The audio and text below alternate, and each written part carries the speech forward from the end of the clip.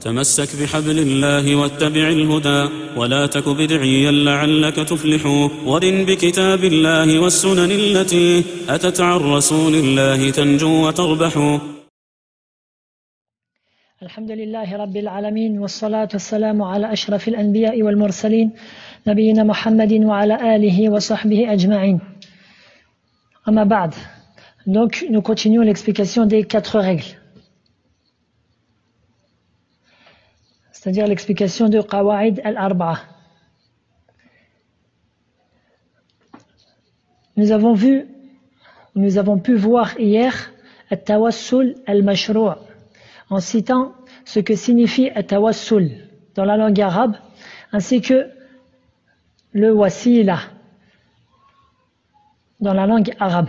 Al-Tawassul qui est le fait de se rapprocher de ce qui est recherché et chercher des intermédiaires vers lui, en le désirant. Et al-wasila, qui est l'intermédiaire, le moyen.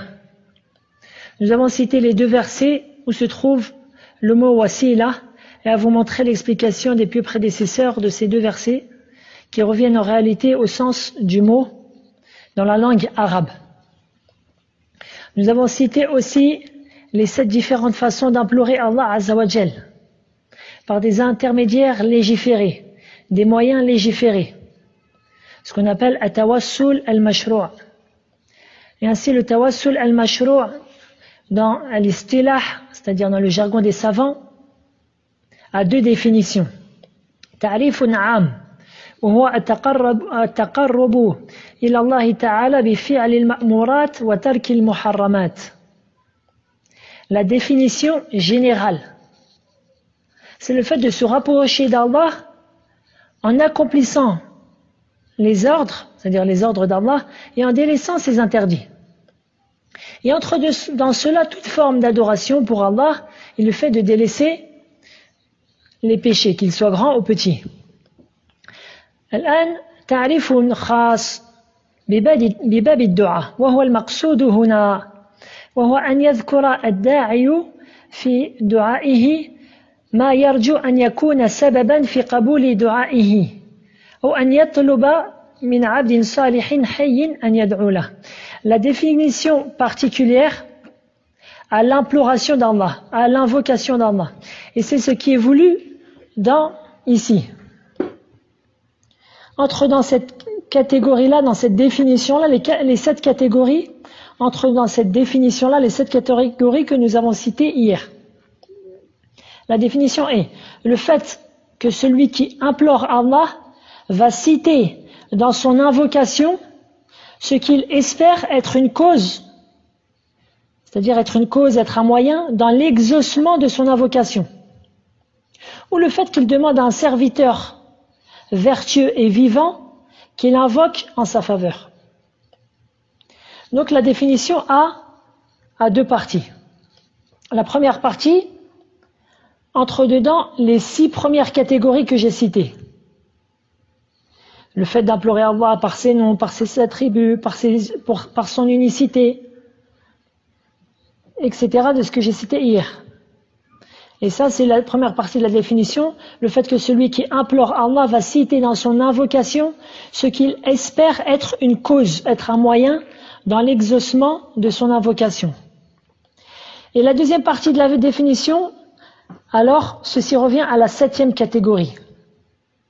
Le fait de demander à un musulman vertueux, qui est vivant, qui est présent et qui est audient, qu'il invoque en ta faveur. Tu dis, oh un tel, tandis qu'il est à côté de toi, et il est vivant, et il entend, tu dis, oh un tel, invoque Allah pour moi. Et ceci revient à la 2e partie de la définition, comme vous avez pu l'entendre. Étudions maintenant ce que les savants appellent al-tawassulu al-mamnu' al-muharram, c'est-à-dire le fait d'implorer Allah, de chercher à se rapprocher d'Allah par des intermédiaires qui sont interdits, par des moyens qui sont interdits. Et le tawassul al-muharram al-mamnu' est de 2 sortes. Le premier, le tawassul qu'on appelle le tawassul al-bid'i, c'est-à-dire le fait d'implorer Allah par des intermédiaires qui ne sont pas légiférés, par des moyens qui ne sont pas légiférés, qui sont de l'ordre de l'innovation dans la religion. Yadan billah. Car l'imploration et l'invocation d'Allah est une adoration, comme l'a rapporté l'imam Tirmidhi et d'autres, d'après Nu'man ibn Bashir, que le prophète sallallahu alayhi wa sallam a dit « Ad-du'a'u huwa al-ibada » L'invocation, c'est l'adoration. Ce hadith-là, il a été rendu authentique par Shawkani et Sheikh Al-Albani, Sheikh Ibn Baz et d'autres. Donc, le prophète sallallahu alayhi wa sallam, il dit l'invocation c'est l'adoration. Or, comme nous l'avons déjà cité, l'adoration doit être en conformité avec le Coran et la Sunna selon la compréhension des pieux prédécesseurs. Mais c'est malheureusement une chose que beaucoup d'innovateurs n'ont pas pris en considération. Et ils ont innové des formes de tawassul qui n'ont aucune preuve dans le Coran ni dans la Sunna authentique. Et que n'a pas fait les compagnons et les successeurs, ni les compagnons as-sahaba radiyallahu anhum, ni les successeurs at-tabi'in. Parmi ces choses-là, donc ce qu'on peut dire 1. Parmi ces tawassul al-bidai, an yatawassala bi haqqi an-nabi ou haqqi 'abdin salih ou bi haqqi al-Ka'bah ou bi haqqi shahrin ka shahri Ramadan ou nahwi dhalik. Le fait qu'il va prendre pour intermédiaire dans l'imploration d'Allah le droit d'un prophète ou le droit d'un homme vertueux ou le droit de la Kaaba ou le droit d'un mois, comme le mois de Ramadan. Comme j'ai pu l'entendre de quelqu'un lorsque j'étudiais en Égypte, il a dit dans son qunut, c'est-à-dire il a dit dans son qunut ceci, c'est-à-dire il a pris pour intermédiaire le droit du mois du Ramadan. Et les gens derrière lui disent Amin, Allah musta'an, dans son invocation. Donc tu vois l'importance d'étudier at-tawhid, l'unicité d'Allah, avant même la langue arabe, afin que tu sois préservé de tomber dans l'innovation et dans ce qui est encore pire que l'innovation, c'est-à-dire le shirk, l'association, qu'Allah nous préserve. Ou le fait de demander par le droit d'une tombe. Ils disent par exemple Allahumma aghfir lana bi haqqi shahri Ramadan. Ils vont dire oh Allah, pardonne-nous par le droit du mois de Ramadan. La réponse, c'est que ceci est une bid'a, car il n'y a pas de preuve qui permet cela, ni dans le livre d'Allah, ni dans la sunna du prophète sallallahu alayhi wa sallam. La deuxième forme de tawassul al-bid'i, an yatawassala ila Allah bi dhati nabiyyin, ou bi dhati waliyyin, ou bi dhati malakin, ou bil Kaaba, ou ghayri dhalika, min al-ashya' al-fadila. Le fait d'implorer Allah par l'intermédiaire d'un être, d'une personne, tel qu'un prophète, un homme vertueux, un ange, la Kaaba ou autre que cela qui a de la valeur.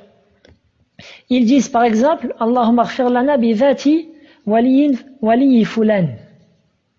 Ou Allah pardonne-nous par l'intermédiaire. Ils disent par exemple ou Allah pardonne-nous par l'intermédiaire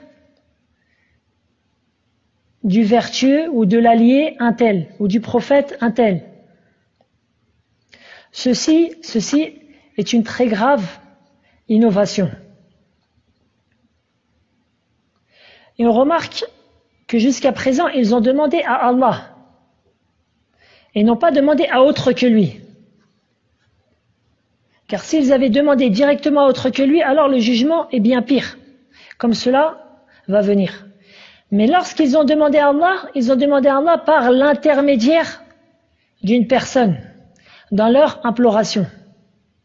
Alors ceci est une grave innovation qui n'a pas de preuve ni dans le Coran, ni dans la Sunna authentique. Troisième forme, an yatawassala bi jahi nabiyyin, aw waliyyin, aw bi barakatihi, aw hurmatihi.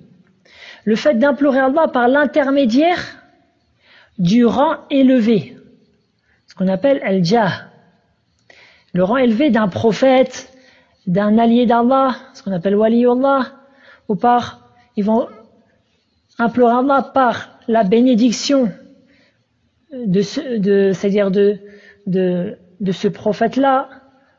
Il va demander à Allah à travers, c'est-à-dire par l'intermédiaire de la bénédiction d'un tel, ou de la sacralité d'un tel. Ils disent par exemple, Allahumma ighfir lana bi jahi nabiyyik wa bi barakati waliyi Abd al-Qadir al-Jilani wa hurmati al-Badawi. Par exemple, ils vont dire, oh Allah, pardonne-nous par l'intermédiaire du rang élevé de ton prophète et par la bénédiction de Abd al-Qadir al-Jilani et de la sacralité d'Ahmed al-Badawi. Tout cela n'est qu'une innovation dans la religion. Je fais une toute petite parenthèse à la kulihal pour celui qui ne sait pas. C'est que lorsque tu enseignes ou que tu cites une chose, et c'est-à-dire que tu enseignes ou que tu cites une chose, tu dis un tel a dit telle chose, un tel a dit telle chose, alors tu ne prends pas le jugement de celui qui l'a dit. C'est-à-dire tu prends pas le péché, c'est pas comme si tu l'as dit toi. Toi tu l'as dit car pour mettre en garde contre cela et pour avertir contre cela. Et la preuve en est la parole d'Allah tabaraka wa ta'ala dans surat An-Nuh. Dans surat An-Nuh. Lorsque Nuh il a cité justement ce que son peuple lui a dit. وقالوا لا تذرن آلهتكم ولا تذرن ودا ولا سواعا ولا يغوث ويعوق ونسرا. Donc Nuh a dit, et ils ont dit, n'abandonnez jamais vos divinités et n'abandonnez jamais. Il a cité un grand nombre de leurs divinités. Wada, wa Suwa, wa Yaghouth, wa Ya'uq et wa Nasra. Donc c'est bon à savoir que c'est pas un takfiri qui vient et que toi tu es en train d'expliquer aux gens et t'as dit de la mécréance, ou t'es devenu mécréant, ou t'as dit une innovation, ou t'es un innovateur. Non. Nuh, lorsqu'il a dit ça, c'était une vérité. C'est-à-dire tu expliques aux gens ce qu'on t'a dit ou ce que les gens y disent afin de mettre en garde et d'expliquer la dangerosité de cela. Bref. Tout ce que je viens de citer, ce qui invoque Allah par l'intermédiaire du rang élevé d'un prophète ou d'un allié d'Allah Ta'ala ou de la bénédiction de celui-ci, tout cela n'est qu'une innovation dans la religion. Et ceux qui exercent de telles pratiques ont cherché à s'argumenter. Cependant, ils n'ont rapporté que des ahadith mawdou'a, inventés, ou très faibles, ou des ambiguïtés qui contredisent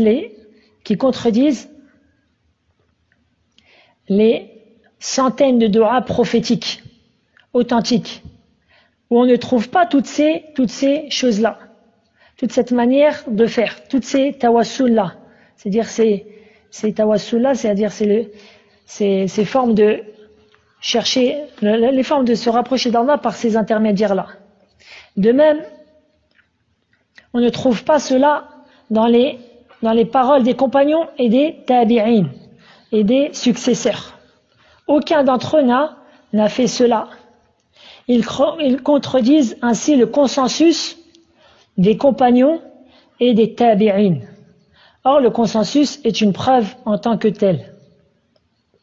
Et il semble que ceci est apparu juste après le siècle des tabi'in, des successeurs, lorsque l'islam a commencé à se propager vraiment dans le monde et que beaucoup de gens sont rentrés en islam, parmi eux certains ne connaissaient pas la langue arabe, et ainsi ces innovations ont vu le jour.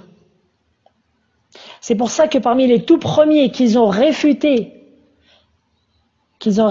ces innovations-là, il y a l'imam Abu Hanifa et ses deux compagnons. Comme j'avais déjà expliqué dans un cours précédent, quand on dit les deux compagnons de Abu Hanifa, c'est Abu Yusuf et le deuxième c'est Muhammad ibn al-Hassan. Bref, pour l'instant, je ne veux pas rentrer dans plus de détails que cela. Plus tard, Inch'Allah, nous citerons leur ambiguïté et nous les réfuterons, Inch'Allah. Et aujourd'hui, on se limite à cela. وَلِكُلِّ مَقَامٍ مَقَالٍ. Et chaque assise à son discours qui lui sied. Si ce n'est que j'aimerais malgré tout rajouter deux petites choses sur cette manière de faire innover. À savoir que certains savants ont rajouté parmi ce que les ignorants de cette communauté ont innové comme forme d'intercession interdite, an yuqsima ala Allah fi du'a'ihi bi ahadin min khalqihi. C'est-à-dire quelque chose de très très grave. Le fait qu'il jure par autre qu'Allah Azza wa Jal fera telle ou telle chose. Subhanallah. Mathalan, c'est des choses qui existent, c'est-à-dire quand tu vas à droite à gauche, t'entends ces choses-là. Il te dit uqsimu bi fulan alayk ya rabbi an taghfir li.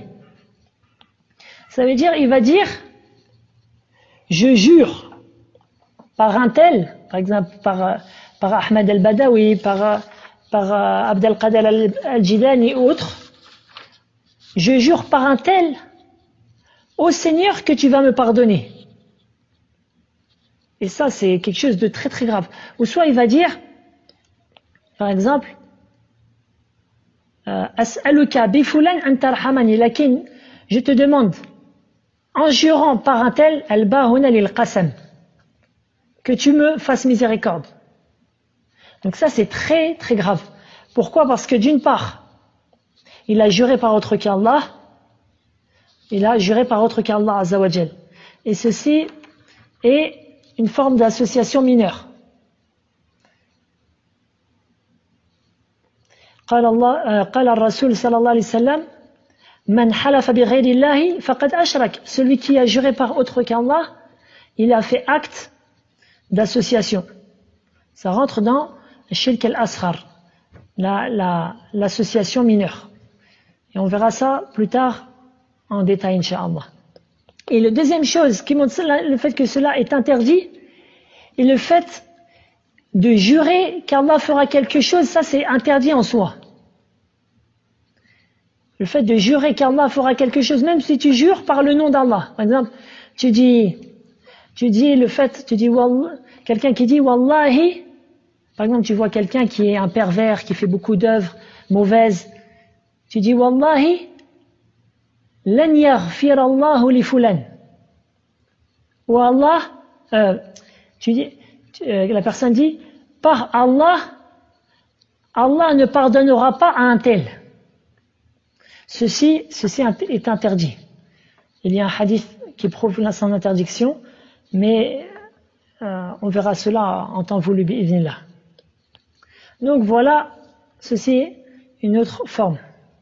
Et enfin, je rajoute une chose qui est très proche de ce qui précède, à savoir ce que l'on cesse d'entendre dans la bouche de beaucoup de gens dans nos montagnes de Kabylie, c'est-à-dire dans les montagnes de mon pays d'origine. Après qu'ils aient cité des personnes qu'ils vénèrent, telles que par exemple Cheikh Mohamed Al-Hussein ou d'autres, tu les entends dire, si je peux dire en kabyle, Ardiaf Karbi, Silvarakas. Ils disent qu'Allah nous donne de la bénédiction de ce cheikh. Qu'Allah nous donne de la bénédiction de ce cheikh. Subhanallah. Subhanallah. وما قدر الله حق قدره والأرض جميعا قبضته يوم القيامة والسماوات مطويات بيمينه سبحانه. Je te dis, est-ce que ces gens-là ils savent qui est réellement Allah tabarak wa ta'ala? Allah ta'ala il dit dans Surat al-Zumar, verset numéro 67. Allah Ta'ala dit dans le sens « Et n'ont pas estimé Allah comme ils le devraient. » Ils n'ont pas estimé Allah comme il devrait l'être. Alors qu'au jour de la résurrection, il fera de la terre entière une seule poignée. Et les cieux seront pliés dans sa main droite. Pureté à lui. Allah Ta'ala, c'est le Seigneur de l'univers. Et c'est de lui à qui on demande la bénédiction, et c'est de lui qu'on cherche la bénédiction. Ils n'ont donc pas estimé Allah Ta'ala comme il doit l'être, comme il devrait l'être. Or, la bénédiction, al-baraka, comme on va le voir, c'est kathratul khair wa thabatuhu wa luzumuhu. Al-baraka, c'est le fait qu'il y ait dans une chose beaucoup de bien et qu'elle perdure. D'accord? Et ainsi, d'Allah Azza wa Jal provient la baraka. Et c'est lui qui la dispense comme il veut. Allah Ta'ala dit Tabarakalladhi biyadihi al-mulk wa huwa ala kulli shay'in qadir. Dans le premier verset de Surat al-Mulk, la royauté, béni soit celui dans la main de qui est la royauté. Et il est capable de toutes choses. Et Allah Ta'ala dit dans Surat al-Furqan, le premier verset Tabarakalladhi nazzala al-Furqan ala abdihi liyakuna lil alamina nadhira. Allah Ta'ala dit que soit exaltée la bénédiction de celui qui a fait descendre le livre de discernement sur son serviteur, afin qu'il soit un avertisseur au monde. Et al-alamin, ici, ce qui est voulu, c'est les hommes et les djinns. Car un même mot, dans le Coran, selon le verset, il diffère d'un sens à un autre. Et ici, ce qui est voulu, c'est un avertisseur pour les hommes et les djinns. Ainsi, c'est Allah qui dispense la bénédiction. Et c'est de lui qu'elle provient. On demande donc à Allah qui nous donne de sa bénédiction. Non pas de la bénédiction d'un tel ou d'un tel. Comme on l'a entendu hier dans la dua de Moussa, alayhi salatu salam, qui est présent dans Surat al-Qasas, Rabbi inni lima anzalta ilayya min khayrin faqir. Le numéro du verset 24.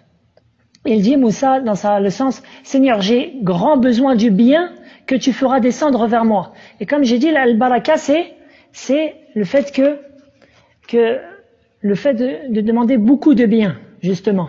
Le prophète sallallahu alayhi wa sallam dit, comme est rapporté par l'imam Ibn Majah, et le hadith a été rendu authentique par Sheikh Al-Albani, إِذَا رَأَ أَحَدُكُم مِّنْ أَخِيهِ, lorsque l'un d'entre vous voit chez son frère, أَوْ مِنْ نَفْسِهِ, ou dans sa propre personne, أَوْ مِنْ مَالِهِ, ou dans ses biens, مَا يُعْجِبُهُ, ce qui lui plaît, فَلْيَدْعُ لَهُ بِالْبَرَكَةِ فَإِنَّ الْعَيْنَ حَقٌّ, qu'il demande, c'est-à-dire qu'il demande à Allah qu'il y mette la bénédiction. Car l'œil est une vérité. Donc tu dis par exemple, Allahumma barik la, ou tu dis Rabbi barik. Et Allah n'a pas fait descendre la baraka dans l'essence des shuyur, c'est-à-dire dans les lettres des shuyur, dans leur personne, ni dans celle des awliya, des alliés, ni dans celle des gens vertueux. Il n'y a aucune preuve qui dit qu'il y a de la bénédiction dans leur corps, dans leur être. Au contraire, les preuves montrent que ceci n'existe pas. Parmi les plus grandes preuves, tous les musulmans sunnites sont unanimes à dire que les deux meilleurs de cette communauté après le prophète, sallallahu alayhi wa sallam, sont Abu Bakr al-Siddiq et Omar ibn al-Khattab, radiyallahu anhuma. Or, il n'est rapporté plutôt qu'aucun compagnon, il n'y a pas un seul compagnon ou un seul successeur qui ont dit ou qui ont fait quelque chose qui montre qu'il y a dans le corps de Abu Bakr et Omar, ou dans l'être ou dans l'essence de Abu Bakr et Omar, de la bénédiction. ni ils ont cherché à les toucher pour prendre de la baraka, ni ils ont cherché à prendre de leur salive pour avoir de la baraka, ni encore pire ce que fait des extrémistes soufis. Ils prennent l'urine de leur chouyour, ils prennent les excréments de leur chouyour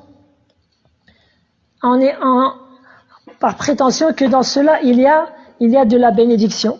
Tout cela n'a jamais été fait par les meilleurs de cette communauté. Personne ne l'a fait, ni pour Abi Bakr, ni pour Omar, ni pour Othman ibn Affan, ni pour Ali ibn Abi Talib, ni pour aucun compagnon. Ni ils ont dit, oh Allah, accorde-moi de la bénédiction d'un tel et un tel. Il y a donc le consensus, ce qu'on appelle l'ijma' as-sukuti, le consensus silencieux des compagnons et des successeurs que cela n'est pas légiféré. C'est donc une bid'a, une innovation. Et ces innovations-là ont fait tomber un grand nombre de gens, qu'Allah nous préserve, dans la deuxième catégorie de tawassul, le tawassul al-mamnou' al-muharram. Dans la deuxième catégorie le fait de chercher des intermédiaires qui est interdite, à savoir ce qu'on appelle at-tawassul al-shirki, c'est-à-dire le fait de chercher des intermédiaires qui sont cette fois de l'association, du polythéisme, yadhan billah. Car dans tout ce qui précède ce que j'ai cité, at-tawassul al-bid'i, les gens que j'ai cités en exemple, ils se limitaient à implorer Allah de manière innovatrice. Mais dans le tawassul al-shirki, le fait de chercher des intermédiaires qui sont de l'ordre de l'association, alors ils vont directement invoquer autre qu'Allah, dans le but de se rapprocher d'Allah. Ils disent par exemple, Ya fulan, ud'u Allah an yaghfira li. Ya fulan, ud'u Allah an yarzuqana al-walad, al-rizq, etc. Ils disent par exemple, ô un tel, ô toi le prophète, ô toi l'allié d'Allah, ô toi l'ange un tel, l'ange Jibril, ou ô toi le cheikh un tel, ou le cheikh un tel, alors que ce cheikh-là n'est pas à côté de lui, il est mort ou il est absent. Alors ils disent, ô toi un tel, demande, ô toi par exemple, le prophète un tel, ou l'ange un tel, demande à Allah pour nous qu'il nous pardonne. Demande à Allah pour nous qu'il nous accorde des enfants, de la subsistance ou autre. Et cela, qu'Allah nous préserve, est ce qu'on appelle at-tawassul al-shirki. Par cela, ils implorent directement autre qu'Allah, pour qu'il les rapproche, soi-disant d'Allah. Or, c'est une chose qu'Allah a strictement interdite. Allah Ta'ala dit, وَمَنْ أَضَلُّ مِمَّنْ يَدْعُ مِنْ دُونِ اللَّهِ مَنْ لَا يَسْتَجِيبُ لَهُ إِلَى يَوْمِ الْقِيَامَةِ وَهُمْ عَنْ دُعَائِهِمْ غَافِلُونَ وَإِذَا حُشِرَ النَّاسُ كَانُوا لَهُمْ أَعْدَاءَ وَكَانُوا بِعِبَادَتِهِمْ كَافِرِينَ. Allah Ta'ala dit dans Surat Al-Ahqaf, le verset 5, et qui est plus égaré que celui qui invoque en dehors d'Allah ce qui ne saura lui répondre jusqu'au jour de la résurrection. Tandis que ces dernières sont indifférentes à leur invocation. Ensuite, dans le verset d'après, et quand les gens seront rassemblés, elles seront leurs ennemis et nieront leur adoration. Certains savants ont dit que le deuxième verset, le verset 6, est une preuve que ce qu'ils invoquaient, c'était des morts. C'était des morts tels que des prophètes morts, des gens vertueux morts, etc. Car Allah Ta'ala dit ensuite, et quand les gens seront rassemblés, c'est-à-dire maintenant tout le monde, Allah Ta'ala a redonné vie le jour de la résurrection à tout le monde. Elles seront leurs ennemis. Ça veut dire ce que eux ils invoquaient Foulan, un tel et le vertueux un tel et le wali un tel, ces gens-là, ces dernières qui étaient invoquées, ils seront les ennemis des invocateurs, c'est-à-dire de ceux qui les invoquaient. Et ils nieront leur adoration pour elles. Et Allah Ta'ala, comme vous le voyez, a nommé ces invocations-là adoration. Au début du verset 5, Allah Ta'ala dit وَمَنْ أَضَلُّ مِمَّنْ يَدْعُو, et qui est plus égaré que celui qui invoque. Et ensuite Allah Ta'ala dit وَكَانُوا بِعِبَادَتِهِمْ, et ils nieront leur adoration. Donc, ceci revient au hadith, l'invocation et l'adoration. Qu'Allah nous en préserve. Et dans le hadith, comme j'ai dit, ad-du'a'u huwa al-ibada, l'invocation c'est l'adoration. Donc à partir du moment où ils ont invoqué un autre qu'Allah, ils ont adoré autre qu'Allah, comme c'est clairement établi dans le hadith. Même si par prétention ils disent qu'ils ont fait cela pour se rapprocher d'Allah. Donc qu'ils le veuillent ou qu'ils ne veulent pas, lorsqu'ils invoquent Allah, ils adorent autre qu'Allah et ils tombent dans al-shirku al-akbar, l'association majeure.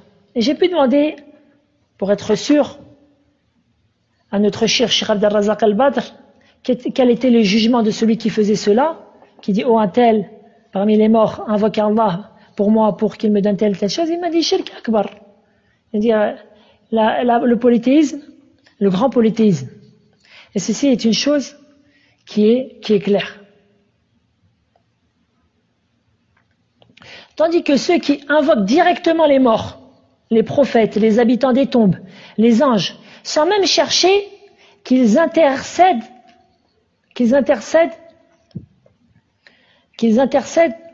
pour eux, sans chercher qu'ils soient des intermédiaires vers Allah, alors ceci est al-istirathatu bi ghayrillah, l'imploration ou le demande de secours d'autres qu'Allah. Et ceci entre lui aussi dans al-shirk al-akbar, c'est-à-dire la grande forme de polythéisme, la grande forme, c'est-à-dire l'association majeure. Comme Allah Ta'ala dit dans le verset 117 de Surat al-Mu'minun, وَمَنْ يَدْعُ مَعَ اللَّهِ إِلَهًا آخَرَ لَا بُرْهَانَ لَهُ بِهِ فَإِنَّمَا حِسَابُهُ عِنْدَ رَبِّهِ إِنَّهُ لَا يُفْلِحُ الْكَافِرُونَ. Et quiconque invoque avec Allah une autre divinité, car lorsqu'ils les ont invoqués, ils les ont adorés, alors ils ont fait de ces dernières-là leur divinité. Sans voir la preuve évidente, car il n'y a pas de preuve évidente dans l'association. Fahiya sifatun kashifa. Ça veut dire sans avoir la preuve évidente, car les preuves évidentes montrent que il n'y a personne qui mérite d'être adoré sauf Allah. Donc, qu'est-ce qui est voulu par la burhana lahu? C'est qu'Allah Ta'ala il leur montre que vous n'avez aucune preuve de ce que vous faites. Alors, فَإِنَّمَا حِسَابُهُ عِنْدَ رَبِّهِ, aura à en rendre compte à son Seigneur. Allah Ta'ala va leur en demander des comptes. إِنَّهُ لَا يُفْلِحُ الْكَافِرُونَ. Et les mécréants ne réussissent pas. Donc Allah Ta'ala a jugé qu'ils sont mécréants, qu'Allah nous en préserve. Et ainsi, certains savants ont différencié entre eux at-tawassul ash-shirki, c'est-à-dire le fait de prendre des intermédiaires qui sont de l'association, et al-istirathatu bi ghayrillah, et le fait de demander le secours à autre qu'Allah. Même si le jugement final est le même, que ce soit ça ou ça, alors ils sont tombés dans le grand polythéisme. Et ceci va être détaillé dans les cours à venir, Inch'Allah. Ceci va être détaillé dans les cours à venir, Inch'Allah. Et celui qui veut plus de détails, il peut voir le livre de Cheikh al-Islam autour de Tawassul. Cheikh al-Islam, il a un très bon livre dessus. Cheikh al-Islam Ibn Taymiyyah. Et Cheikh al-Albani aussi, il a un livre qui s'appelle Tawassul Anwa'uhu wa Ahkamuh. Et ce que je vois, c'est quelque chose qui est très très important pour le musulman de connaître. Et j'en profite pour dire une chose qui est très importante. C'est qu'une personne pourrait me dire, oui, mais nous on vit en France, il n'y a pas tout cela. On voit pas des gens qui demandent aux morts, on voit pas des gens qui invoquent les morts. Et la réponse en cela est la suivante. C'est qu'en réalité, d'une part, il y a des gens qui font cela. C'est la première chose. Et deuxièmement, c'est que en réalité, ce que j'ai pu voir de mes propres yeux, est-ce que même certains chercheurs ont prouvé, c'est que ceux qu'on appelle les immigrés, c'est-à-dire des Maghrébins, des Maghrébins, des Sénégalais et des Maliens qui vivent dans les pays européens, c'est eux le plus qui lorsqu'ils descendent dans leur pays en été par exemple, qui se rendent vers ces tombeaux pour faire ces choses-là. Soit le tawassul al-bid'i, soit le tawassul al-shirki, ou soit carrément le fait d'invoquer autre qu'Allah tabarak wa ta'ala. Et tu vois même des genoux. Tu vois des jeunettes.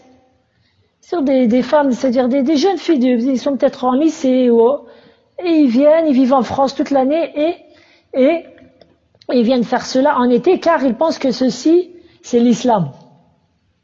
Donc, on a un grand devoir d'enseigner les gens, d'expliquer cela aux gens, d'appeler vers la voie d'Allah, selon le livre d'Allah et la sunna du prophète sallallahu alayhi wa sallam. De manière correcte, avec des preuves. Même si c'est quelqu'un, il fait même pas la prière. Même si c'est quelqu'un qui ne fait même pas la prière, mais qui est musulman, apprends-lui cela, enseigne-lui cela.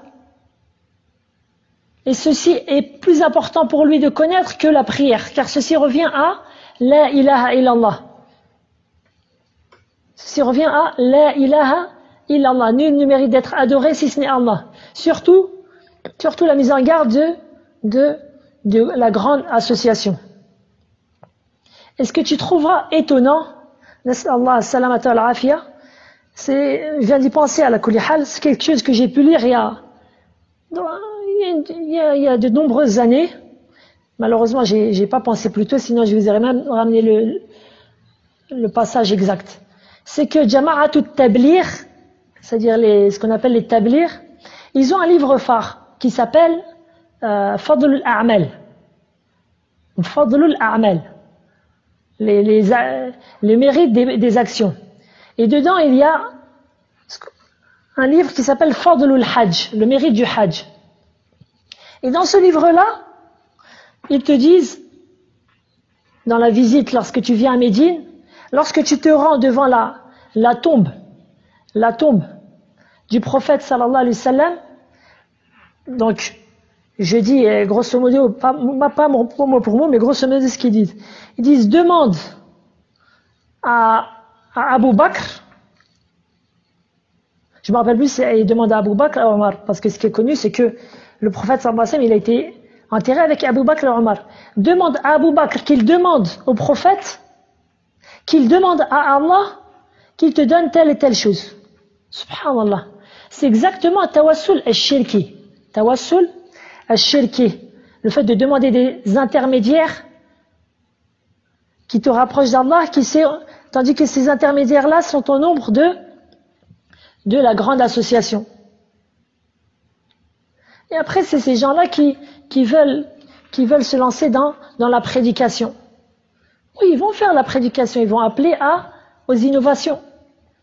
Ils vont appeler aux innovations et à pire que cela. Donc le musulman ne rentre pas dans cette secte-là. Il appelle vers la voie d'Allah à travers le Coran et la Sunna selon la compréhension des pieux prédécesseurs. Par science et clairvoyance et sagesse.